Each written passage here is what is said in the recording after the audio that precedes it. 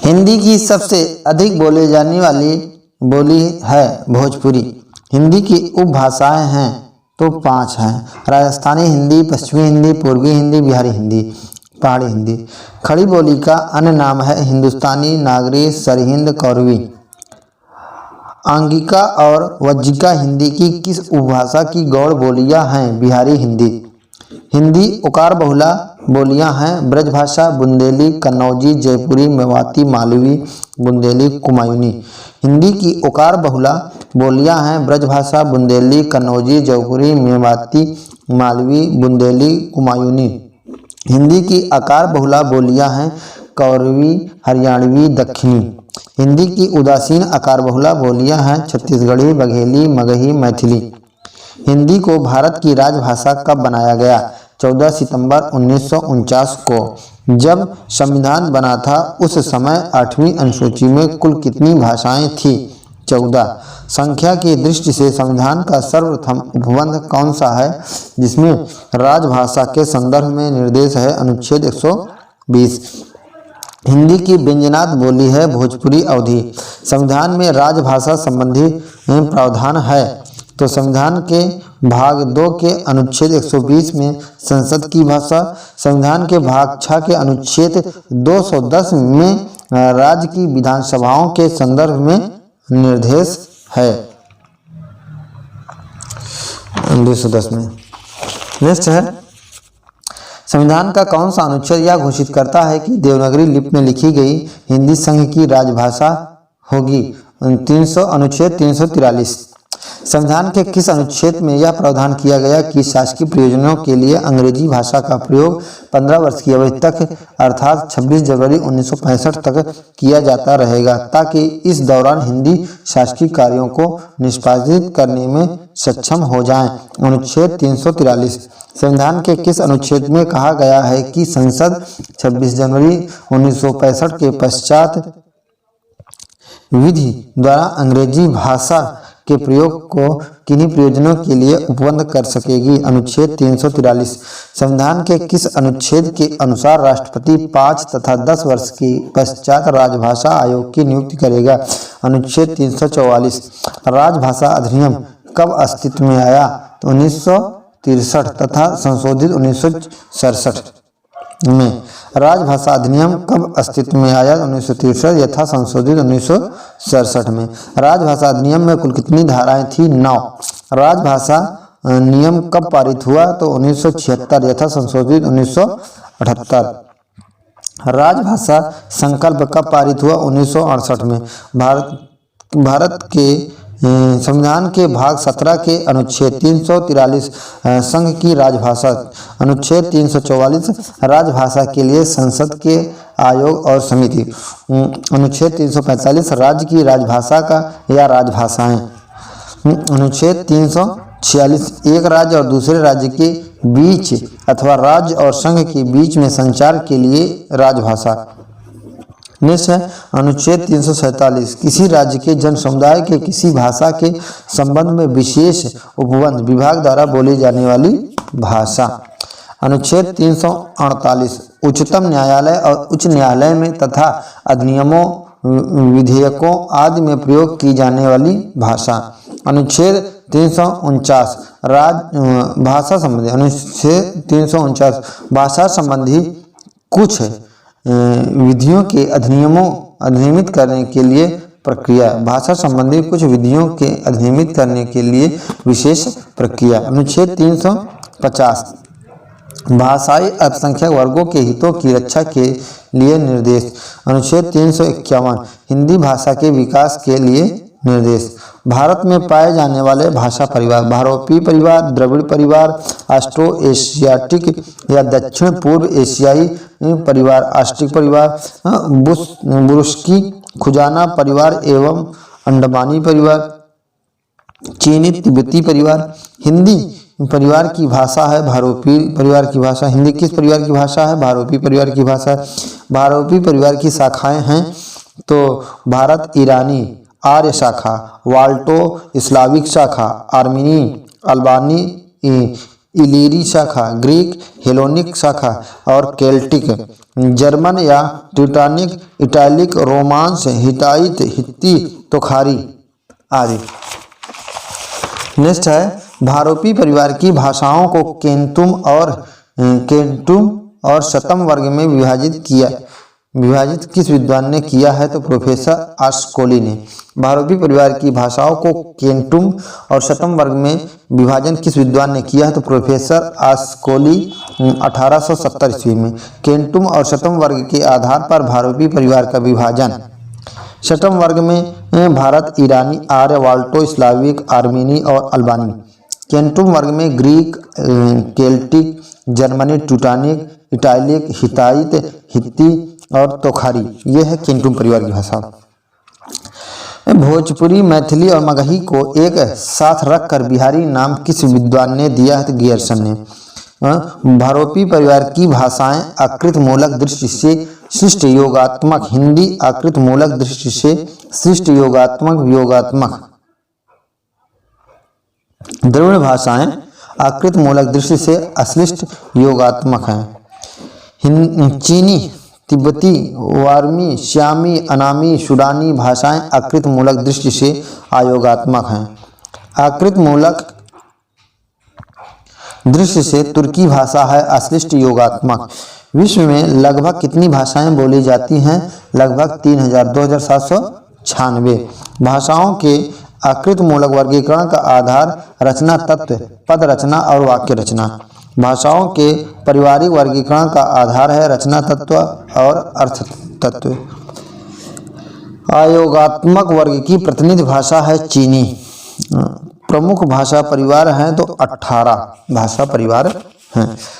बोलने वालों की संख्या तथा भौगोलिक व्यापकता की दृष्टि से सबसे बड़ा भाषा परिवार है तो भारोपी परिवार। बोलने वालों की संख्या की दृष्टि से दूसरा सबसे बड़ा परिवार है चीनी परिवार।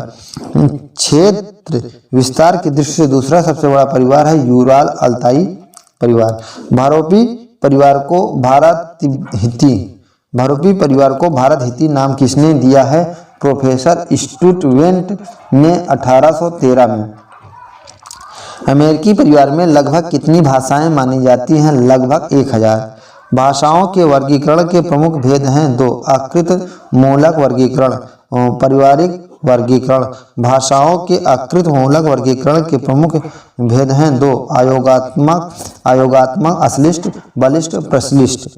प्राचीन भारतीय आर्य भाषा का काल सामान्यतः माना जाता है 1000 ईस्वी पूर्व से और 5000 ईस्वी पूर्व तक। नेक्स्ट है भाषाओं का पारिवारिक वर्गीकरण। भारोपी परिवार प्रमुख शाखाएं भारोपी परिवार में भारत, ईरानी, आर्य भाषाएं, वाल्टो, स्लाविक, अमरीनी, अल्बानी, इटालिक और ग्रीक, जर्मनी, केल्टिक, तोखारी, हित्ती। प्रमुख भाषाएं हैं तो हिंदी, संस्कृत, लैटिन, ग्रीक, अंग्रेजी, रूसी, फ्रेंच, इटालियन, फारसी, जर्मनी आदि।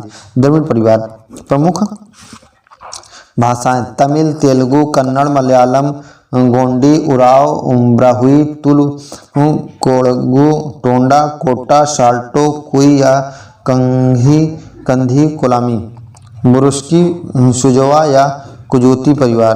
काकेशी परिवार प्रमुख भाषाएं उत्तरी वर्ग में कार्बडिन, सर्कासियन, चेनिस, लेगियन, चेनिस और लेगियन प्रमुख भाषाएं। काकेशी परिवार में की प्रमुख भाषाएं हैं तो पहले वर्ग में है उत्तरी वर्ग में कार्बडिन, सार्कासियन, चेचेनिस और लोगियन। दूसरा वर्ग दक्षिण वर्ग में है जॉर्जियन, मिर्गेलियन, लासिस, स्वानियन। यूराल अल्ताई परिवार प्रमुख भाषाएं यूराल वर्ग में फिनो उग्री और शमोपद है, जबकि अल्ताई वर्ग में तुर्की, मंगोली और मंचुई है। चीनी परिवार की प्रमुख भाषाएं चीनी, थाई, वार्मी, तिब्बती, अनामी। जापानी में है कोरियाई परिवार। प्रमुख भाषाएं हैं जापानी, कोरियाई। अत्युत्तरी अत्युत्तरी हाइपरबोरी परिवार। प्रमुख भाषाएं हैं युगगिर, कमचटका, चुकची, एनु। बास्क परिवार। नेक्स्ट है सामी हामी परिवार। प्रमुख भाषाएं हैं सामी में अक्कादियन, कनातिन, अरमाइक, अरबी, एबीसीनियन। हामी में लीबियन, मेरोइटिक, एथियोपिक, मिस्री, सूडानी परिवार।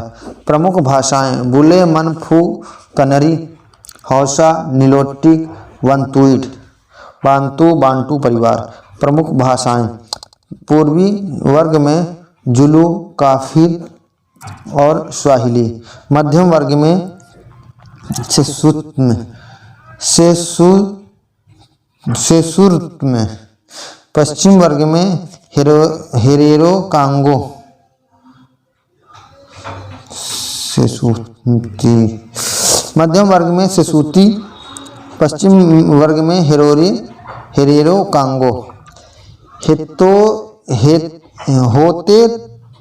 होतेंतोंत बुशमैनी खोइम परिवार।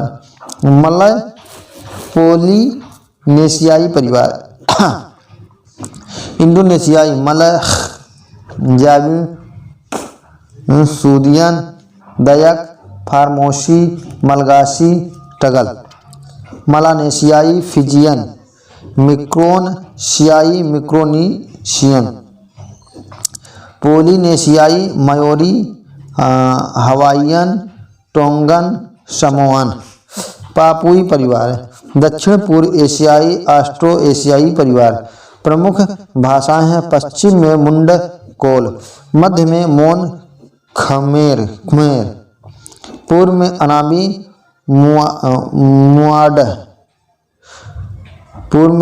अनामी मुआड, दक्षिण में निकोबार।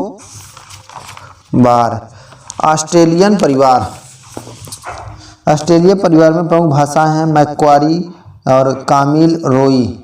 अमेरिकी परिवार में प्रमुख भाषाएं हैं कनाडा एवं यूएसए,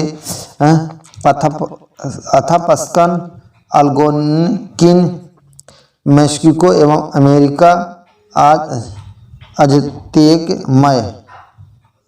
दक्षिण अमेरिका अखक, करीब, तुर्की, गुआनी, कोइचुआ। भाषाओं के आकृति मूलक वर्गीकरण का श्रेय किसे है? प्रोफेसर स्लेगल को। वैदिक संस्कृत, लौकिक संस्कृत, पाली प्राकृत, अवघड़, आधुनिक भारतीय, आर्य भाषाएं।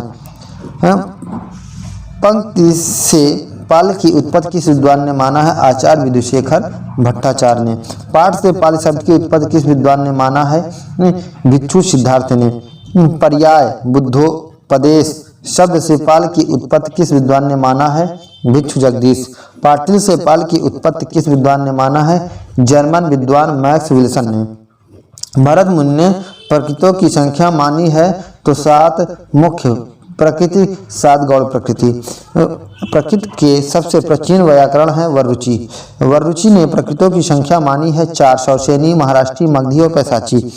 अशोक के शिलालेख की भाषा है पाली। महाराष्ट्री प्रकृति पद्य की भाषा, शौसेनी प्रकृति गद्य की भाषा। संस्कृत नाटकों में मध्य पात्रों और नारियों के संभाषण में किस प्रकृति का प्रयोग किया जाता था?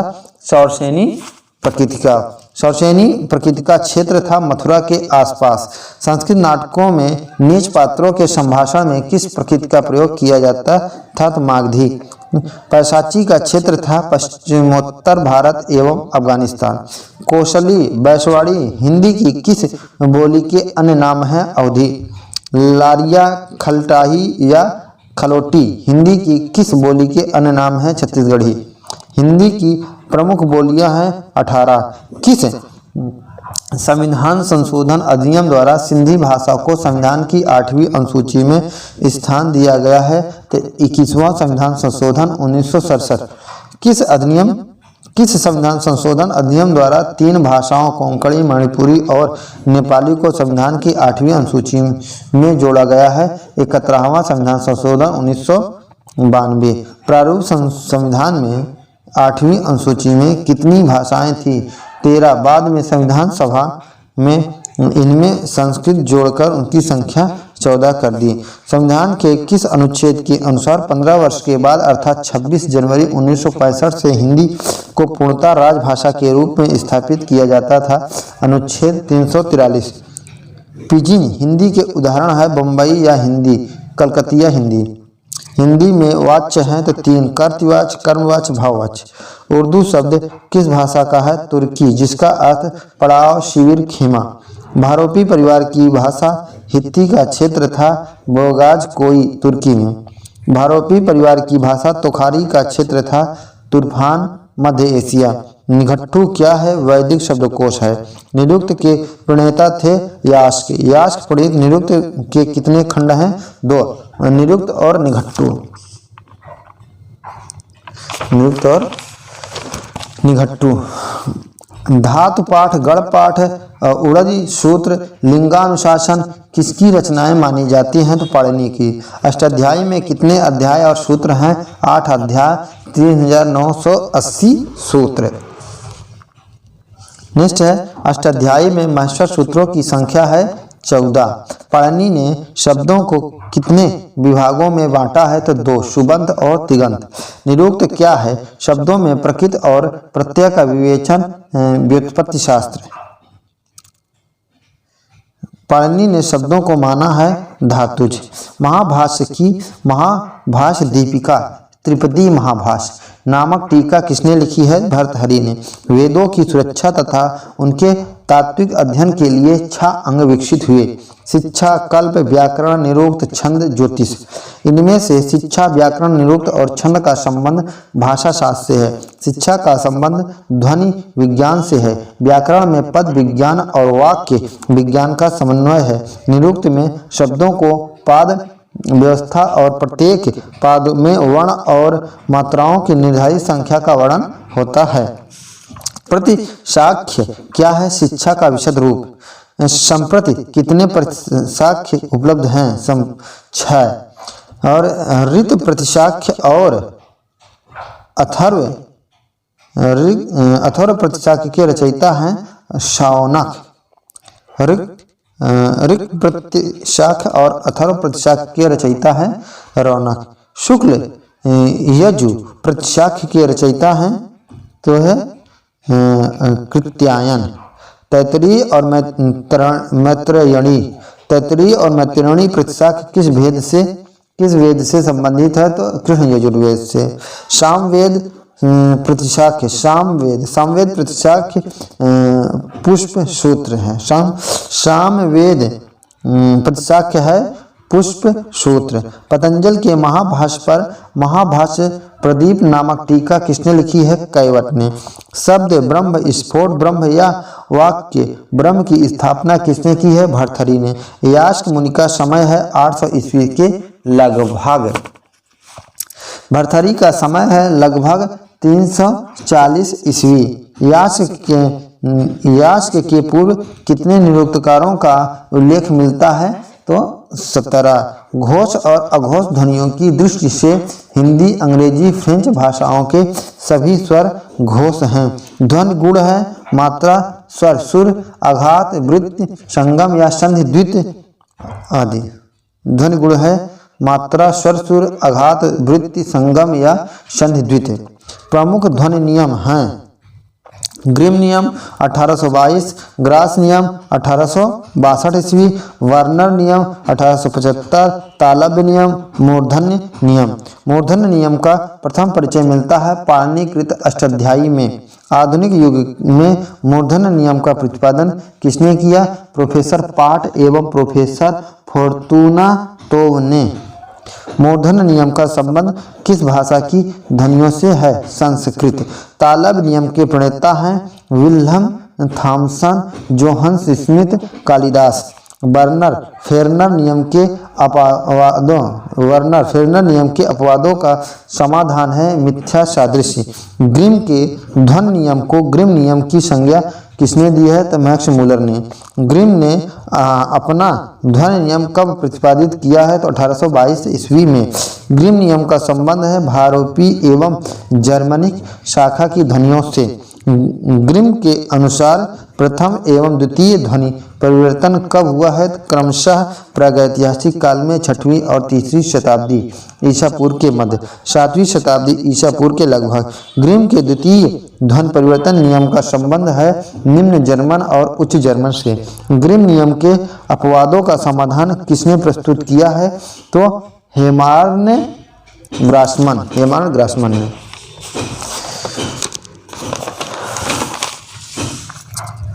नेक्स्ट है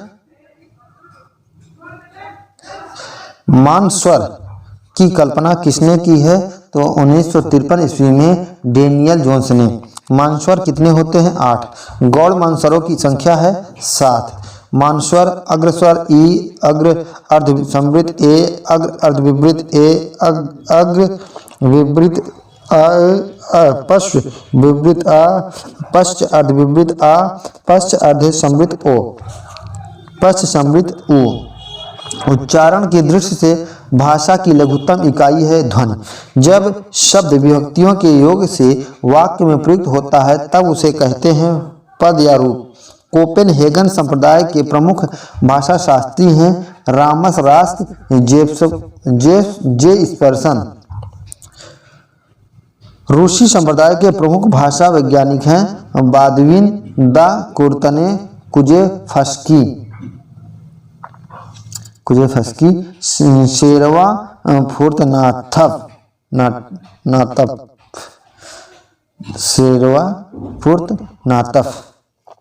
जिनेवा संप्रदाय के प्रमुख भाषा वैज्ञानिक हैं Saussure, Charles Bally, Albert Sechehaye. British संप्रदाय के प्रमुख भाषा वैज्ञानिक हैं तो Sweet Jones, AJ Ellis, sir Isaac Pitman, जे.आर. Firth, M.A.K. हैलिडे। प्राह संप्रदाय के प्रमुख भाषा वैज्ञानिक हैं विलोम, मिथेडियुस और त्राबेत्स्काय। अमेरिकी संप्रदाय के प्रमुख महत्वपूर्ण भाषा वैज्ञानिक हैं तो फ्राज बोआस, ब्लूफील्ड, केनेवा पाइक, एडवर्ड सपीर, बेंजामिन की, ब्योहार्फ, नोएम चोम्स्की। लांग एवं परोल की अवधारणा किसकी देन है? सोस्यूर की। आधुनिक भाषा विज्ञान के जनक माने जाते हैं सोस्यूर। किस भाषा वैज्ञानिक ने सर्वप्रथम संस्कृत से द्रविड़ भाषाओं का अंतर दिखाया है? तो रामस रास्क। यूरोप में संस्कृत का अध्ययन प्रस्तुत करने का सर्वप्रथम श्रेय किसे है? विलियम जोन्स को। Handbook of America Indian languages के लेखक हैं फ्राज बोआस। टैग्मीमिक्स नामक एक नए भाषा के विश्लेषण को पद्धति का विकास किसने किया है? केनेथ पाइक। वाक्य के संदर्भ में सार्वभौमों की बात किसने की है? नोएम चॉम्स्की ने। नेक्स्ट हैंडबुक ऑफ फोनेटिक्स के लेखक हैं हेनरी स्वीट है। सिस्टमिक व्याकरण के जनक हैं M.A.K. हैलिडे। रूपवादी किस संप्रदाय के भाषाशास्त्रियों को कहते हैं? कोपेनहेगन संप्रदाय को। दो इंच ग्रामेटिक पुस्तक के लेखक है ग्रिम। यूरोप में भाषा विज्ञान के क्षेत्र में सर्वप्रथम विचार कहाँ हुआ है? तो ग्रीस में। भाषा विज्ञान की बाइबिल कही जाने वाली पुस्तक लैंग्वेज के लेखक हैं ब्लूमफील्ड। खंडम स्वनिम है स्वर एवं व्यंजन। खंडेतर स्वनिम है मात्रा, अनुशासिकता, बालाघात, अनुतान, संगम। भाषा की व्याकरणिक योग्यता प्राप्त न्यूटन इकाई है पद। भाषा की पूर्ण सार्थक इकाई है वाक्य। नेक्स्ट है भाषा के अंग हैं ध्वनि, शब्द, रूप, वाक्य, अर्थ। भाषा के दो आधारभूत तत्व हैं ध्वनि और एवं अर्थ।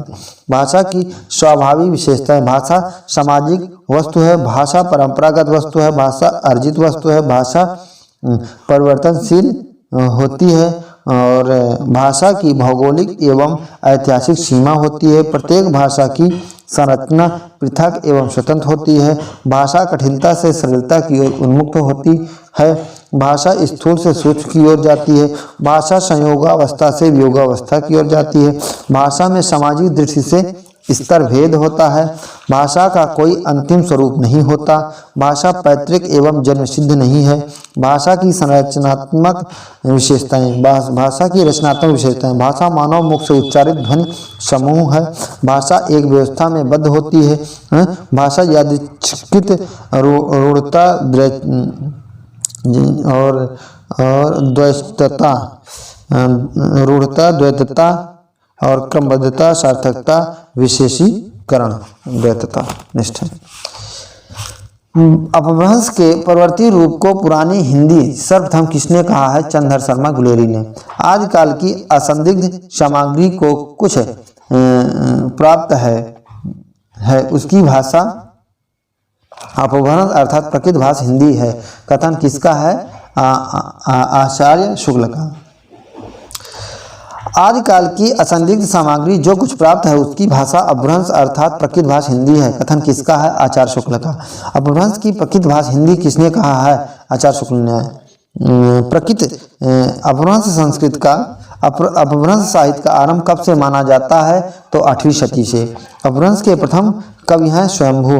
परिनिष्ठित अपभ्रंश में देसी बोलियों के मिश्रण से भाषा एवं साहित्य के जिस रूप का विकास हुआ उसे क्या कहते हैं? अवहट्ठ। अपभ्रंश का सर्वप्रथम प्रयोग कहाँ मिलता है? पतंजल कृत महाभाष्य में। प्रसिद्ध अपभ्रंश साहित्य हेमचंद्र का समय है 12वीं शती। अपभ्रंश को राष्ट्र भाषा किसने कहा है? किशोरीदास वाजपेयी ने। साहित्यिक अवधि में प्राप्त प्रथम ग्रंथ है मुल्ला दाऊदकृत चंदायान। मिश्र बंधुओं के अनुसार ब्रज भाषा का हिंदी कविता में सर्वप्रथम प्रयोग किसने किया है? शारंगधर ने 1350 संवत में। किस युग को ब्रज भाषा का स्वर्णकाल कहा जाता है? तो ऋतकाल। भूगोल, हस्तमलक, वामा, मनोरंजन, विद्यांकुर, अलसियों का कोड़ा आदि किसकी गद्य रचनाएं हैं? तो राजा शिवप्रसाद सितारे हिंद। ढूंढाड़ी किस बोली का दूसरा नाम है? जयपुरी। कविता में खड़ी बोली का सर्वप्रथम प्रयोग किसने किया? अमीर खुसरो ने। हिंदी शब्द का सर्वप्रथम भाषा के अर्थ में प्रयोग किसने किया है?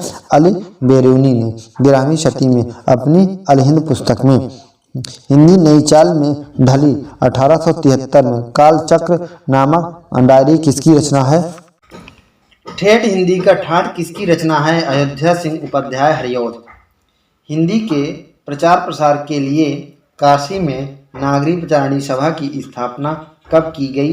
1893 ईस्वी में। नागरी प्रचारणी पत्रिका का प्रकाशन कब हुआ तथा इसके संपादक थे? 1896 ईस्वी में बेड़ी प्रसाद। हिंदी शब्द किस भाषा का है? हिंदी शब्द मूलतः ईरानी सिंधी या हिंदी रूपांतर है जिसका मूल अर्थ है भारत का, भारतवासी, भारत के पदार्थ आदि।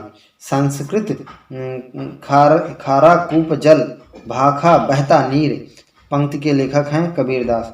किन विद्वान ने भाषा वैज्ञानिक दृष्टि से केवल पश्चिमी हिंदी की बोलियों को ही हिंदी की बोलियों का एवं विभाषा माना है? तो जॉर्ज गियर्सन, श्याम सुंदर दास, डॉक्टर सुनीत कुमार चटर्जी। हिंदी का प्रथम व्याकरण है जॉन जोशुआ केटलर कृत हिंदुस्तानी ग्रामर 1698। हिंदुस्तानी कमेटी का गठन किसकी अध्यक्षता में किया गया है? डॉक्टर राजेंद्र प्रसाद। दक्षिणी हिंदी की लिपि है फारसी। दक्षिणी हिंदी को हिंदुस्तानी भाषा का विकृत रूप किस विद्वान ने माना है? गियर्सन ने। दक्षिणी हिंदी को हिंदुस्तानी की सहोदरा भाषा किसने कहा है? डॉक्टर सुनीत कुमार चटर्जी ने। ख्वाजा बंदा नवाज, अब्दुल्ला वजही, निजामी, गवासी, बेलूरी आदि हिंदी की किस बोली के प्रसिद्ध साहित्यकार हैं? दक्षिणी। वर्ण रत्नाकर के लेखक हैं ज्योतिषर ठाकुर। अवहट्ठ भाषा से आशय है परवर्ती अपभ्रंश। उपनगर, अभीर और ग्राम किस भाषा के भेद हैं? अपभ्रंश आगे। रिक्ता से क्या आशा है? गिरी पड़ी या मिली जुली भाषा। रिक्ता से तात्पर्य उस मिश्रित हिंदी भाषा से है जिसमें अरबी, फारसी और हिंदी के शब्दों का मिला जुला प्रयोग मिलता है। नागरी लिपि को लोक नागरी नाम देने का श्रेय किसे है? आचार्य विनोबा भावे है। नांद नागरी क्या है? नागरी लिपि की एक विशेष शैली जिसका प्रयोग भारत के दक्षिण प्रांतों में मुख्यतः संस्कृत लिखने के लिए प्रायः 8वीं-9वीं शताब्दी से ही होता आया है। देवनागरी लिपि का मूल स्रोत है ब्राह्मी लिपि। गुप्त काल में उत्तर भारत में ब्राह्मी लिपि से गुप्त लिपि का विकास हुआ। इस गुप्त लिपि से 6ठी शती में सिद्ध मातृका लिपि निकली। कालांतर में इसी के कुटिल या वक्र अक्षरों के कारण इसे कुटिल लिपि या वक्राक्षर कहते थे। इसी से देवनागरी लिपि का विकास हुआ। देवनागरी लिपि का विकास क्रम है ब्राह्मी लिपि, गुप्त लिपि, कुटिल लिपि, देवनागरी लिपि। नागरी लिपि का मूल अर्थात प्राचीनतम रूप कहाँ मिलता है? अशोक के शिलालेखों की लिपि में। देवनागरी लिपि का उल्लेख सर्वप्रथम कहाँ मिलता है? गुजरात के राजा जयभट्ट 7वीं-8वीं शती के एक शिलालेख में। नागरी लिपि का उद्भव कब हुआ है? 8वीं-9वीं शताब्दी के बीच। आधुनिक देवनागरी लिपि का विकास कब हुआ है? तो 10वीं शताब्दी से 12वीं शताब्दी के बीच। किस लिपि को गधे की होंठ वाली लिपि कहा जाता है? खरोष्ठी को। लिपि का सर्वप्रथम उल्लेख मिलता है पाणिनिकृत अष्टाध्यायी में। नेक्स्ट है अपभ्रंश भाषा का प्राचीनतम रूप किस साहित्य में मिलता है? जैन साहित्य में। अपभ्रंश के नागर, उपनागर एवं ब्राह्मण भेद किसने किए हैं? तो मार्कंडेय ने।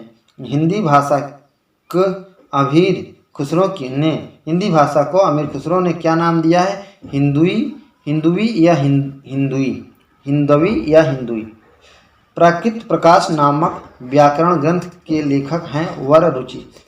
प्राचीन समय में जबान हिंदी शब्द का प्रयोग किस अर्थ में होता था? भारत की संपूर्ण भाषाओं के लिए। तुर्की, अरबी, हिंदवी भाषा जेती आह पंक्ति किस पंक्ति की है? तो जायसी की। बोलने वालों की संख्या की दृष्टि से विश्व में हिंदी का कौन सा स्थान है? तो तीसरा। हिंदी भाषा का उद्भव कब से माना जाता है? 1000 ईस्वी से।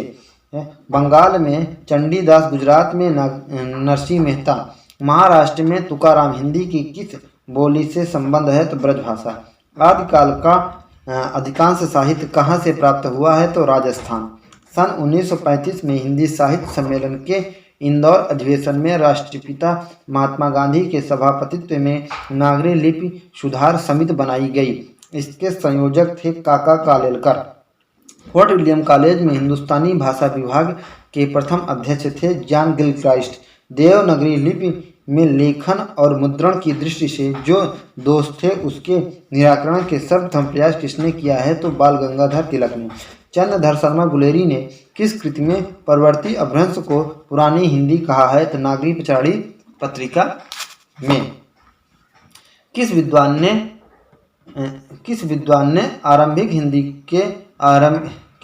ने हिंदी के आरंभिक रूप को अवहट्ट कहा है? भोला शंकर व्यास ने। उत्तर भारत में देवनागरी लिपि का सबसे प्राचीन रूप या प्रथम उल्लेख कहाँ मिलता है? कन्नौज के प्रतिहार वंशी राजा महेंद्र पाल के 898 ईस्वी के एक दान पत्र में देवनागरी लिपि के अन्य नाम है तो नागर, देवनागर, लोकनागरी, हिंदी लिपि। सन 1947 में उत्तर प्रदेश की सरकार ने देवनागरी लिपि सुधार समिति का गठन किया। इसके अध्यक्ष थे आचार्य नरेंद्र देव। आज उत्तर प्रदेश सरकार द्वारा नागरी लिपि में सुधार हेतु गठित आचार्य नरेंद्र देव समिति के सुझावों पर निर्णय लेने के लिए 1953 में विभिन्न राज्यों के मंत्रियों तथा विद्वानों की लखनऊ में एक सभा हुई। इसके अध्यक्ष थे डॉक्टर राधाकृष्णन। केंद्रीय हिंदी निदेशालय की ओर से देवनागरी लिपि तथा हिंदी वर्तनी का मानकीकरण का प्रकाशन कब हुआ है? तो 1983 ईस्वी में। देवनागरी का प्रचार प्रसार करने वाले महापुरुषों में सबसे पहला नाम किसका है? राजा राममोहन राय का। दयानंद सरस्वती ने अपना सर्वाधिक महत्वपूर्ण ग्रंथ सत्यार्थ प्रकाश किस भाषा लिपि में लिखा है? तो हिंदी भाषा देवनागरी लिपि।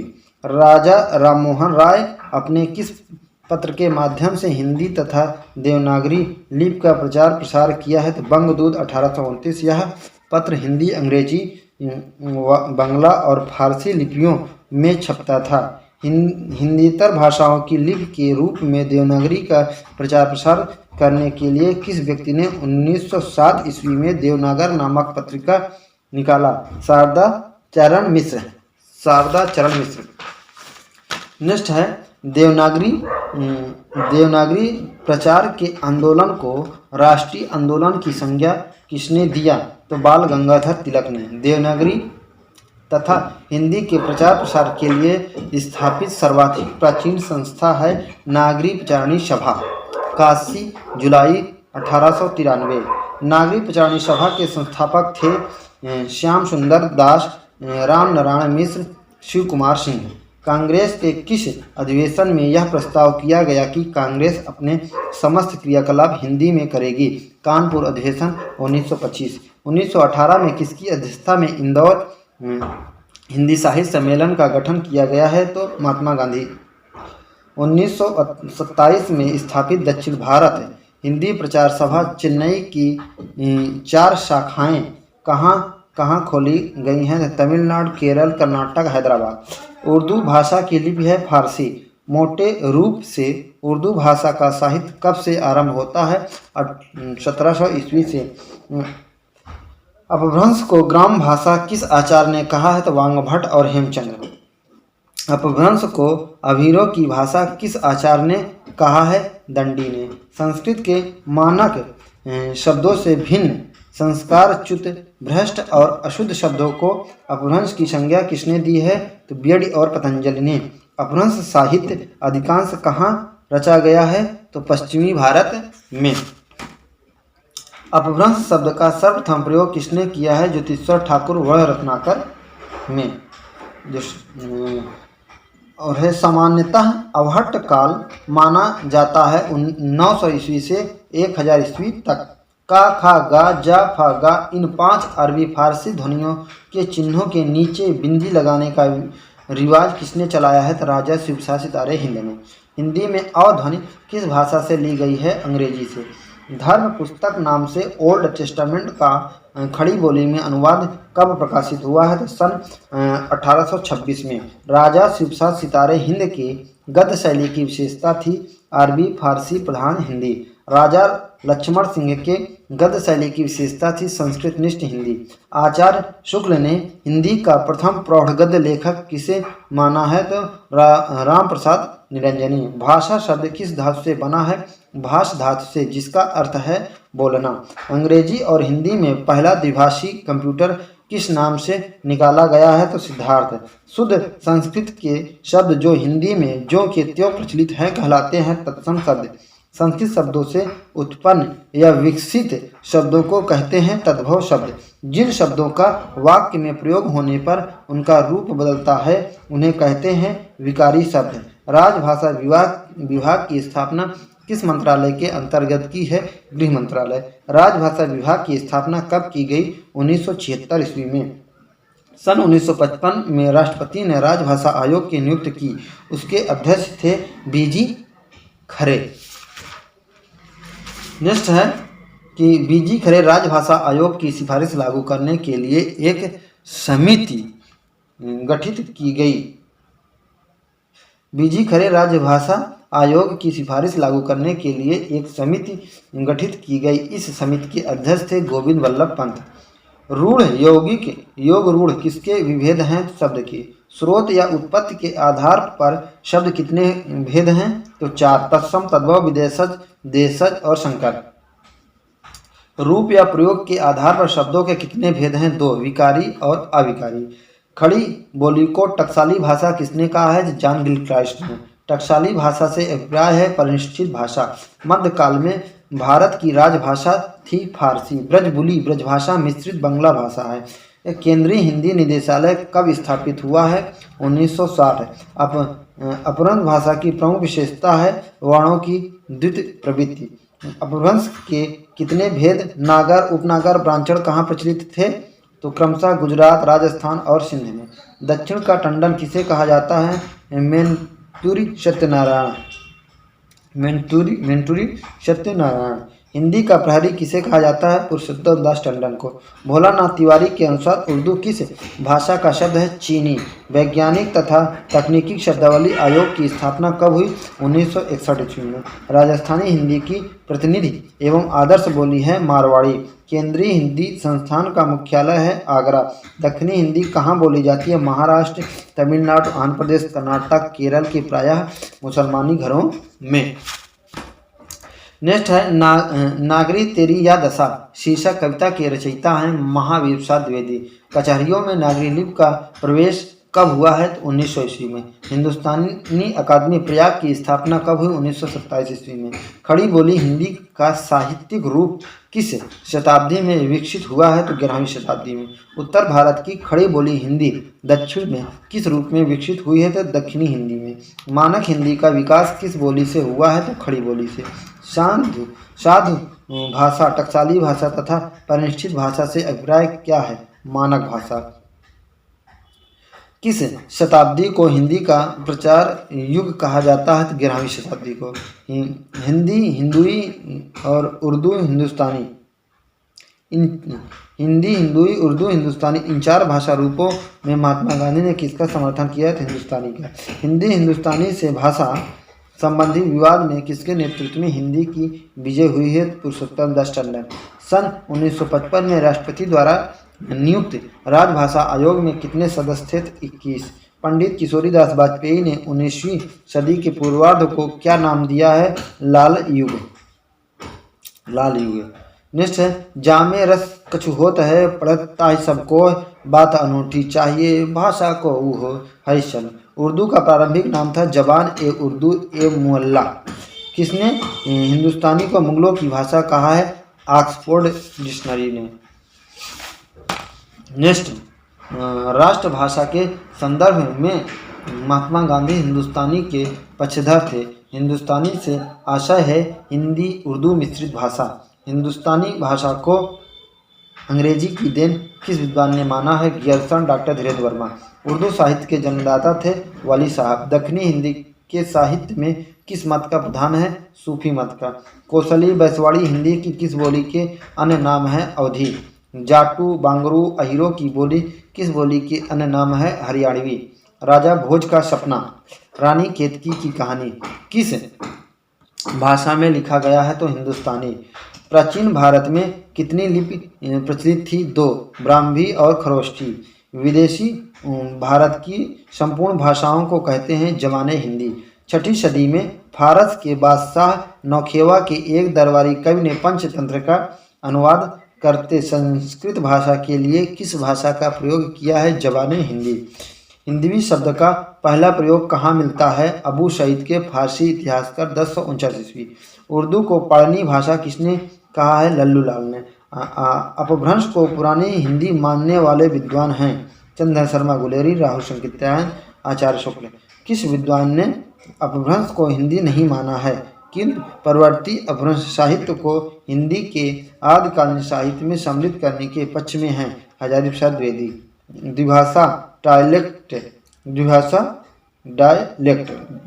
डायलेक्ट से क्या अभिप्राय है? एक प्रांत तथा उपप्रांत की बोली। हिंदुस्तानी के स्थान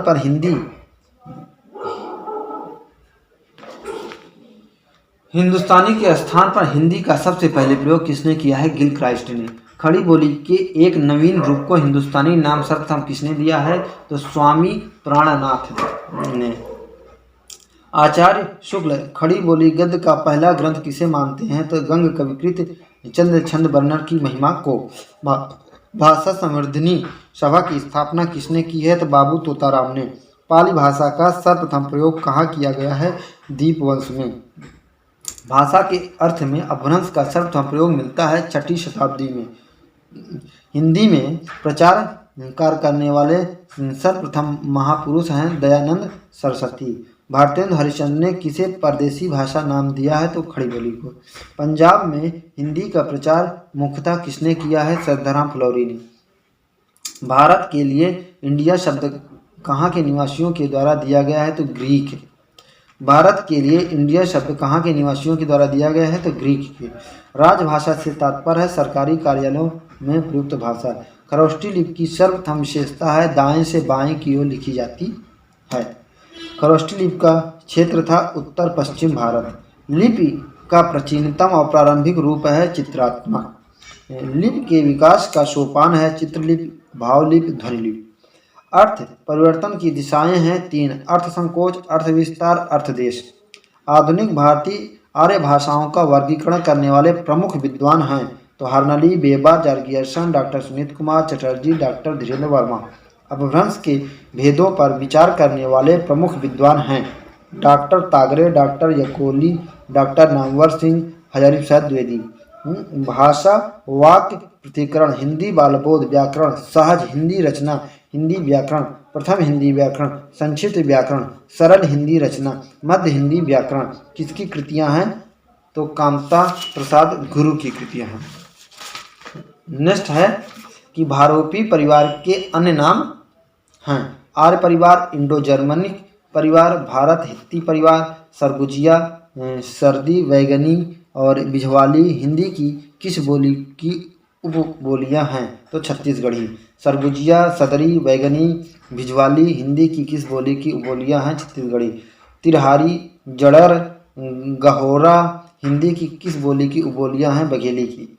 हिंदी भारत के कितने राज्यों की राजभाषा है तो 10: छत्तीसगढ़, हरियाणा, छत्तीसगढ़, हिमाचल प्रदेश, उत्तर प्रदेश, उत्तराखंड, मध्य प्रदेश, दिल्ली, बिहार, झारखंड, राजस्थान। भारत की जनसंख्या का लगभग कितना अंश हिंदी को अपनी मातृभाषा मानता है 1/3। वह भाषा जिसका स्वरूप शिक्षा, संचार माध्यमों और सरकारी कामकाज में प्रतिष्ठित होती है कहलाती है मानक भाषा। वैदिक संस्कृत का प्राचीनतम रूप मिलता है ऋग्वेद में। हिंदी की किस बोली का मॉरीशस में पर्याप्त प्रसार है तो भोजपुरी। अच्छी हिंदी का नमूना राष्ट्रभाषा का अच्छी हिंदी का नमूना राष्ट्रभाषा का प्रथम व्याकरण, हिंदी शब्दानुशासन, हिंदी मीमांसा, हिंदी वर्तनी तथा शब्द विश्लेषण किसकी कृतियां हैं पंडित किशोरी दास वाजपेयी। हिंदी व्याकरण की रूपरेखा किसकी कृति है डॉक्टर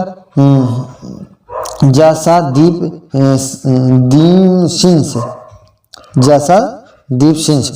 नागरिक विचारणी पत्रिका में प्रकाशित पुरानी हिंदी शीर्षक लेख के लेखक थे चंद्रधर शर्मा गुलेरी। भाषा सर्वेक्षण ग्रंथ के लेखक हैं जॉर्ज गियर्सन। अपभ्रंश व्याकरण के रचयिता हैं हेमचंद्र। अवहट्ट भाषा थी परिनिष्ठित अपभ्रंश। हिंदी व्याकरण को आधुनिक रूप देने में ईसाई मिशनरियों का महत्वपूर्ण हाथ है।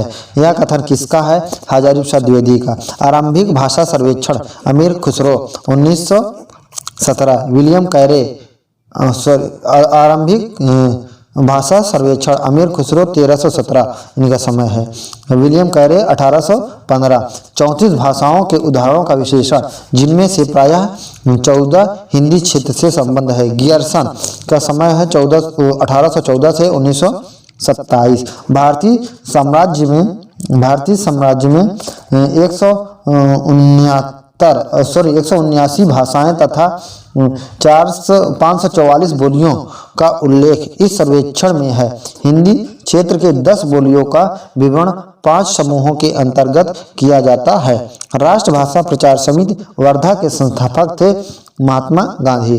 है भव्य भारत ही हमारी, भारत भूमि हरी भरी, हिंदी हमारी राष्ट्रभाषा, लिपि हमारी नागरी। पंक्ति किसकी है मैथिली शरण गुप्त। वैदिक संस्कृत में कितने स्वर थे 14। अपभ्रंश में कितने स्वर थे 10। केंटम का अर्थ है 100। प्रायः डिंगल भाषा का प्रयोग किस प्रकार की भाषाओं में होता था वीर रस प्रधान रचनाओं में। पिंगल शैली का प्रयोग होता था कोमल भावों की